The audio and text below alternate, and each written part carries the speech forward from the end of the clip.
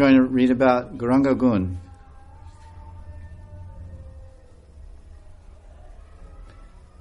As a child, Nimai was strong and restless, so restless that women could hardly hold him in their loving arms.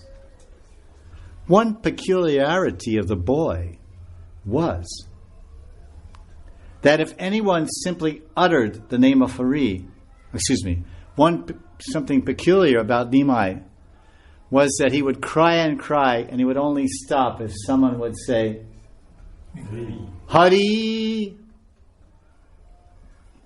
Hari, Hari, Hari, Hari, Hari, Hari,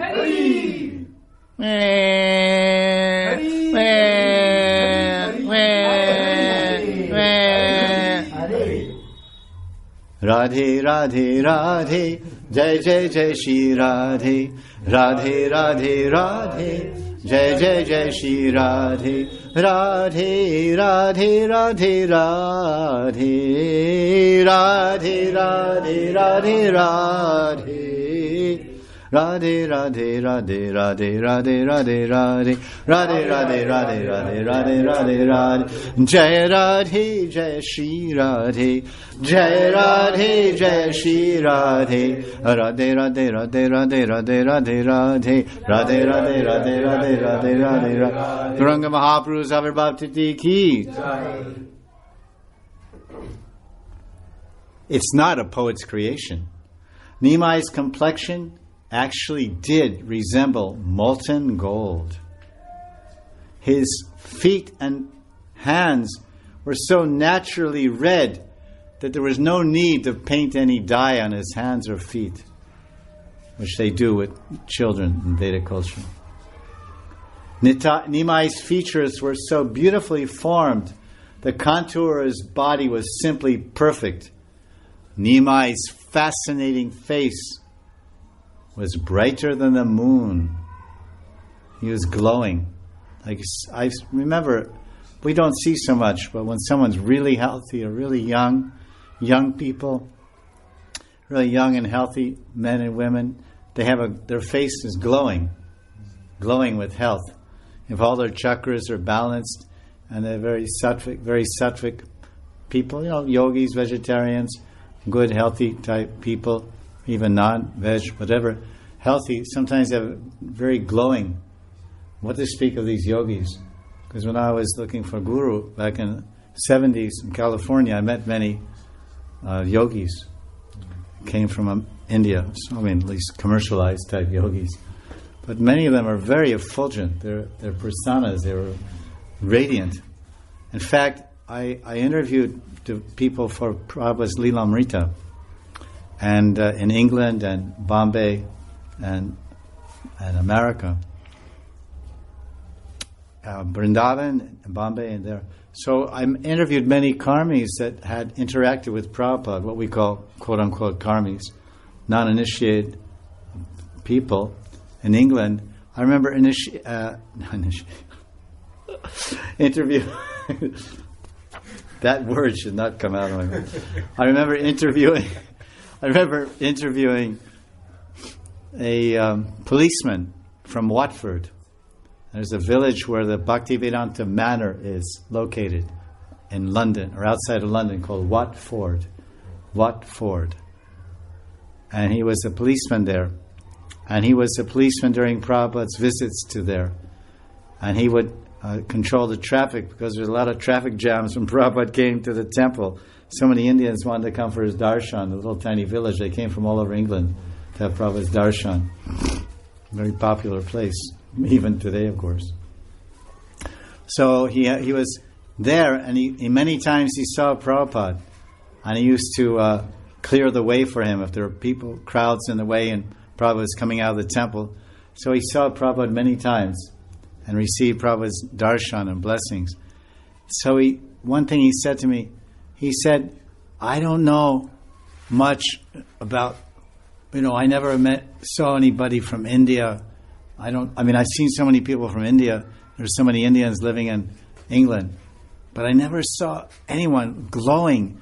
Your guru, your Swamiji, he was glowing. It was just like a whole radiance around him, like a brilliant, what we call aura nowadays. In India they say jyoti, and radiance, light all around him. It was unmistakable. I could see it. Now this is an ordinary policeman, a regular Englishman, probably meat eating, beer drinking Englishman or whatever, and he could perceive how brilliant and bright Prabhupada's skin and aura was, of his purity and his personality. So what to speak of? Just try to imagine if that brightness of Prabhupada made such an impression on this conditioned soul, this policeman, who was not a surrendered servant with sees everything perfect in the guru or whatever, but he just objectively observing Prabhupada as a human being and saying he was shining like the sun. And many times I heard people say this. And I saw Prabhupada personally myself many times, and I agree. He was really brilliant. He was brilliant and big. His aura was very big and gave him this brilliant look, and also it gave him this very otherworldly. He had this size. He was so, you couldn't measure Prabhupada. He seemed so immeasurable. But when you stand next to, I went on a couple of morning walks with Prabhupada and many other devotees. But when you stand next to Prabhupada, in terms of tall, maybe it's written somewhere, he was about 5'3", an American standard. 5'3". I don't know what that is in centimeters, but like pretty small. Like I'm 5'8", and I'm pretty short. So he was 5 inches shorter than me. Very short. I couldn't believe because I saw Prabhupada. We didn't have any murtis of Prabhupada when I joined. We had Prabhupada. There was no such thing as a Prabhupada murti when I joined. It's hard for me to imagine now when I go in temples and I see all these murtis, because I used to go in temples and just see an empty Vyasasthana with a photograph on it, and then I would see Prabhupada sitting on the same Vyasasthana. The Sakshat Prabhupada. Although he was so short, he seemed so tall. You just seemed, when you're with Prabhupada, it seemed like you were, looking up to where he was, because he was looking down from the spiritual world at all of us. So this is, because when we read these descriptions, we should try to visualize and try to imagine. You can only visualize based on your own experience of what you've seen. Have you seen gold? Like Prabhupada says, you read a magazine, in-flight magazine, you see some picture on an airplane, it shows you the Fort Knox, a special article about gold, and shows these big gold bricks. Then you fall asleep in the airplane after you eat your Mahaprasadam. That's what usually you do.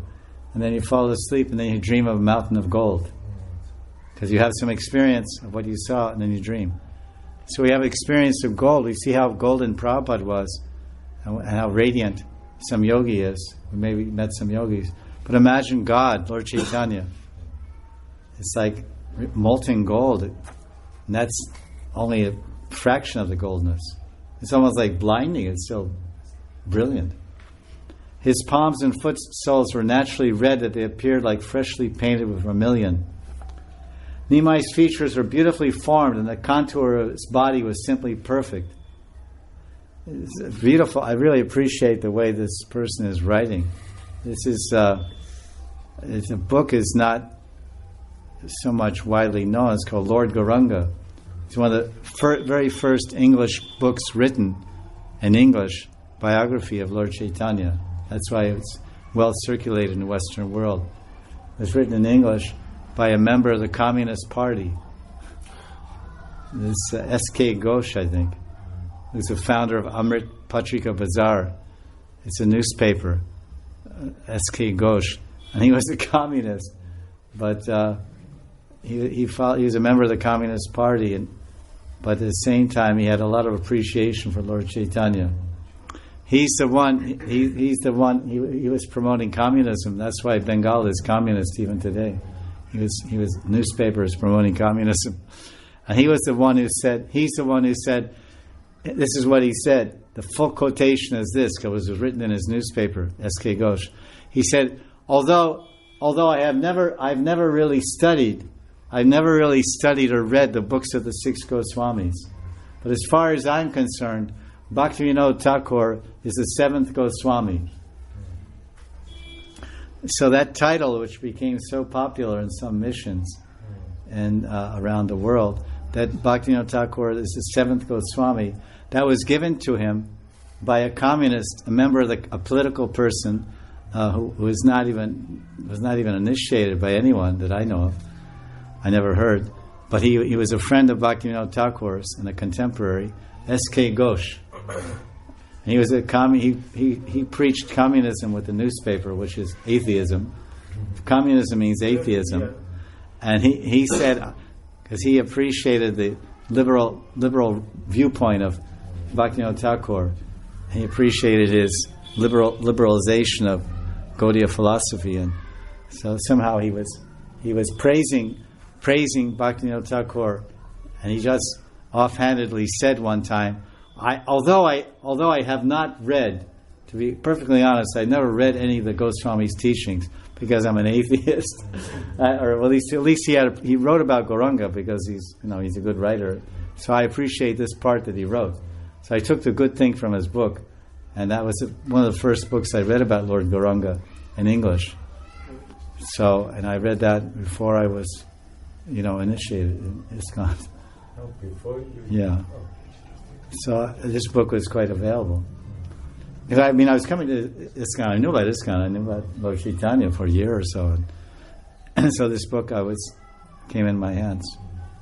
Because I was into writing, someone said, "It's a really good piece of writing. It's a very nice piece of writing, although some parts are a little exaggerated, so it's not accepted as bona fide shastra." Written by a communist, S.K. Ghosh. But it's because of him that we glorify, Bhaktivinoda Thakur is the seventh Goswami because of S.K. Ghosh. What is the name of the book again? Lord Gauranga. Just Lord Gauranga. Must be on free download. You can probably get it. Some things are a little bit, because he's a communist, so he gives his own communist twist to Lord Chaitanya's life. Which I didn't know. Before I was initiated, I read the book. But this is a very nice entry. It's true what he's writing, and he's good with words. That's why he started a newspaper, because he likes to spread a lot of words around. But I found it very funny, because I never knew, only found out a few years ago, that the source of this quote, that the Bhaktivinoda Thakur is the seventh Goswami, he was given that title by a communist, by an atheist. Bengali brother S.K. Ghosh, who was a big personality. He was a big politician and founder of a newspaper, and his son or his great grandson was Tarun Kanti Ghosh. Tarun Kanti Ghosh met Srila Prabhupada, and there's a picture of him in Mayapur. I saw it was on the wall one time on the bulletin board or somewhere. He's taking darshan of Prabhupada in Mayapur, in ISKCON Mayapur, and Prabhupada's rubbing his head and giving him blessings because he was there's a very big political family, the Ghosh family, S.K. Ghosh and he's T.K. Ghosh, S.K. Ghosh and T.K. Ghosh, Tarun Kanti. It's in the Lilamrita, you can see the name. You search Tarun Kanti Ghosh. Maybe it just says Tarun Kanti, I don't know if I have his last name. So he did some political favors for ISKCON Mayapur to help them get established. So Prabhupada appreciated him. So his father, or great grandfather, is S.K. Ghosh. So he inherited the communist newspaper Amrit Patrika Bazaar, because they published. First of all, Tarun Kanti Ghosh published a very favorable article about ISKCON, because that's Indian style communism. Communist newspaper, you promote religion. That's Indian style. Communist newspaper, Amrit Patrika Bazaar. Then they write a favorable article in 1971 about Prabhupada's ISKCON. That just shows you the interesting multi-variegatedness of India.